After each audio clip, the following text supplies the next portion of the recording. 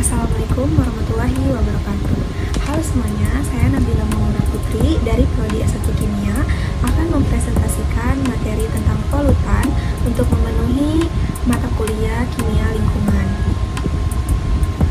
Pertama-tama, apa itu polutan? Jadi, polutan itu adalah salah satu zat yang dapat menyebabkan pencemaran lingkungan.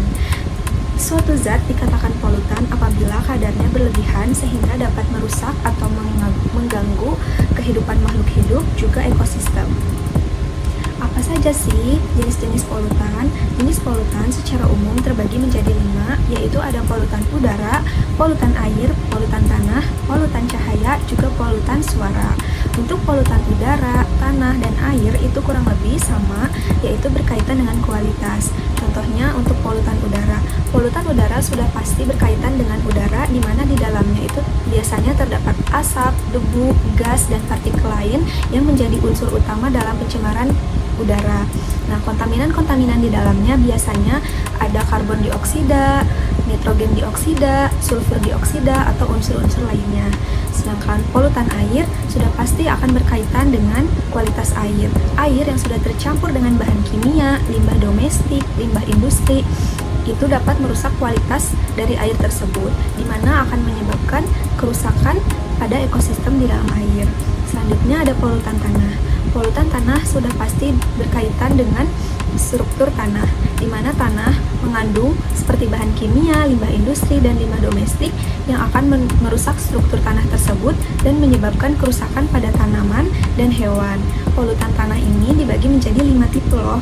Ada diantaranya ada biopolutan, aktivitas pertanian dan perkebunan, polutan radioaktif, limbah urban, dan limbah buangan industri. Selanjutnya ada polutan cahaya. Apa itu polutan cahaya?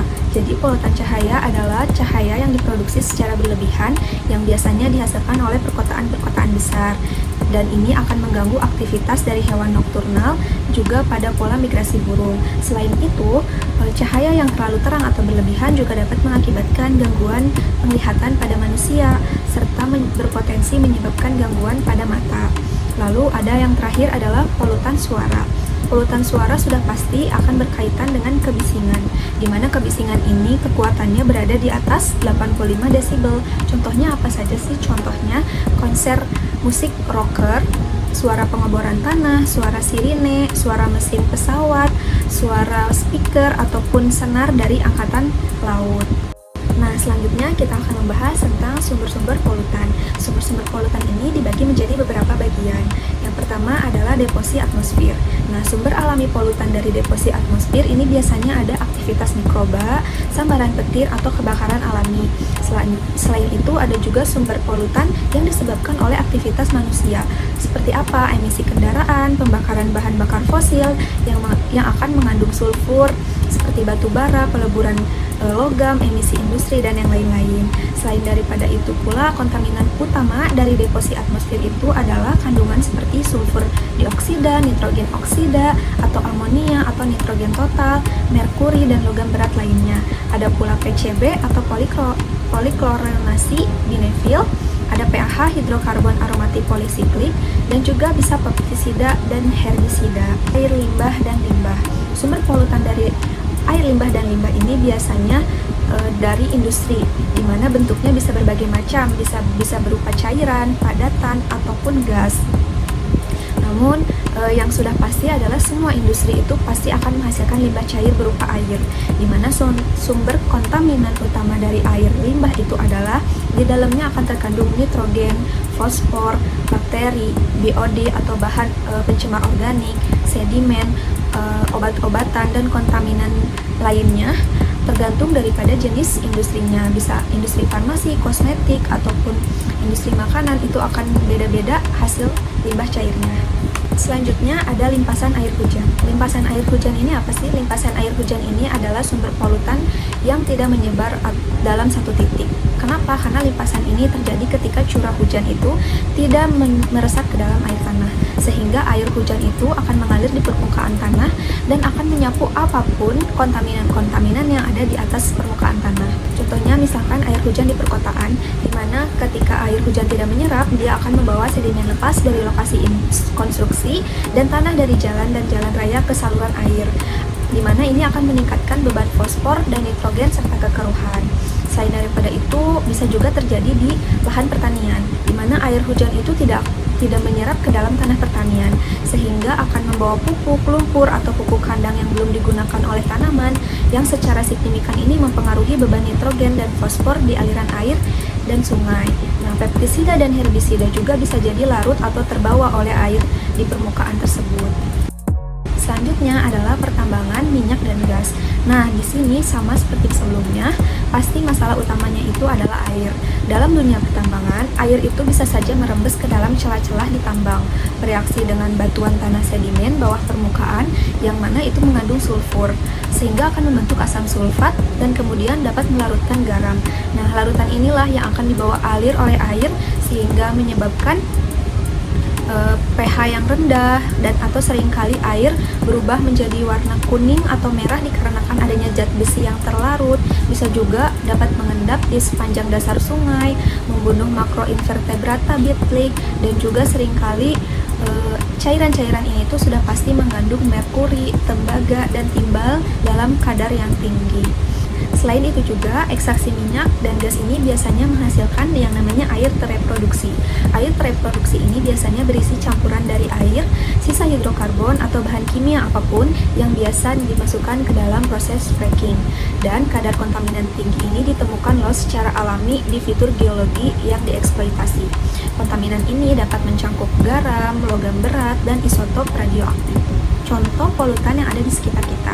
Saya menggunakan contoh di sekitar pekerjaan saya, di mana saya adalah analis mikrobiologi yang mana seringkali berkaitan dengan bakteri-bakteri, di mana hasil pengujian saya biasanya akan menghasilkan sisa-sisa bakteri. Nah, di sini terdapat gambar. Nah, biasanya sumbernya itu dari sisa-sisa bakteri hasil pengujian. Nah, jika sisa-sisa bakteri dari proses industri ini tidak diolah atau dibuang secara bertanggung jawab, maka itu akan mencemari tanah, air, atau udara, serta mempengaruhi kesetimbangan ekologi dan berpotensi memfasilitasi pertumbuhan mikroorganisme yang tidak diinginkan di suatu lingkungan. Nah, pembuangan limbah yang mengandung bakteri patogen terutama dapat menyebabkan penyebaran penyakit juga pada manusia ataupun hewan dan juga tumbuhan. Maka dari itu, pengolahan sisa-sisa bakteri di industri ini umumnya melibatkan proses sterilisasi, desinfeksi, filtrasi, atau perlakuan limbah biologis lainnya untuk memastikan bahwa sebelum dibuang, semuanya itu aman dan tidak dapat menimbulkan resiko kepada lingkungan ataupun kesehatan masyarakat. Nah, contoh yang kedua adalah membakar sampah. Nah, membakar sampah ini sebetulnya adalah salah satu bentuk pencemaran udara yang paling sering dilakukan oleh semua masyarakat umum. Padahal ini sangat berbahaya loh teman-teman, karena biasanya dalam proses pembakaran ini menghasilkan partikel-partikel kecil, padat, atau cair yang sangat halus dan dapat terhirup masuk ke dalam paru-paru. Selain itu pula ada kandungan karbon monoksida, di mana gas yang tidak berwarna dan tidak berbau ini sangat beracun. Dia juga mengandung dioksin dan furan yang merupakan senyawa organik beracun yang terbentuk saat plastik atau materi organik lainnya dibakar pada suhu rendah. Nah, dioksin atau furan inilah yang dikenal sebagai karsinogenik atau penyebab dari kanker. Pembakaran sampah juga mengandung karbon dioksida. Meskipun karbon dioksida ini bukan polutan yang secara langsung berbahaya bagi kesehatan dalam jangka pendek, namun karbon dioksida ini merupakan salah satu contoh utama penyebab gas rumah kaca, di mana ini tuh berkontribusi pada perubahan iklim global. Contoh yang ketiga adalah limbah cair. Nah, limbah cair ini merupakan kategori utama karena limbah ini secara langsung mengandung zat kimia yang dapat merusak lingkungan juga kesehatan. Sifat spesifik limbah cair kimia itu sangat bervariasi tergantung pada jenis industri dan proses menghasilkannya. Nah, limbah cair ini sebetulnya pasti akan mengandung asam basa kuat yang mana akan mengubah pH air, berbahaya bagi organisme akuatik. Selain itu pula mengandung logam berat yang sangat toksik, tidak terurai dan dapat terakumulasi dalam rantai makanan sehingga menyebabkan kerusakan organ. Lalu ada senyawa organik beracun seperti pelarut, pestisida, dioksin, furan yang mana itu termasuk kategori karsinogenik dan mutagenik. Nah, dan juga biasanya limbah cair ini bisa berupa minyak atau gas, di mana itu akan membentuk lapisan di permukaan air dan menghalangi pertukaran gas dan meracuni organisme dalam air. Nah, oleh karena itu, pengolahan limbah cair sisa kimia ini memerlukan perhatian yang khusus dan penjagaan yang ketat sesuai dengan peraturan pemerintah yang berlaku. Kenapa? Untuk mencegah dampak negatif terhadap lingkungan dan juga kesehatan masyarakat umum. Nah, teman-teman, setiap plastik yang kita buang sembarangan, setiap tetes limbah yang tak terolah, dan setiap asap yang mengepul tanpa filter, semuanya adalah tanda tangan kita di buku harian planet ini. Sayangnya, itu bukan tanda tangan kebanggaan, melainkan coretan polusi yang perlahan merenggut senyum alam. Nah, saatnya kita sadar, kerusakan lingkungan bukan cuma berita di televisi, tapi ancaman nyata yang mengintai di masa depan, kita dan generasi kita setelahnya. Mulai dari hal kecil, karena bumi ini hanya satu-satunya rumah yang kita punya. Sekian presentasi dari saya. Mohon maaf apabila ada kekeliruan atau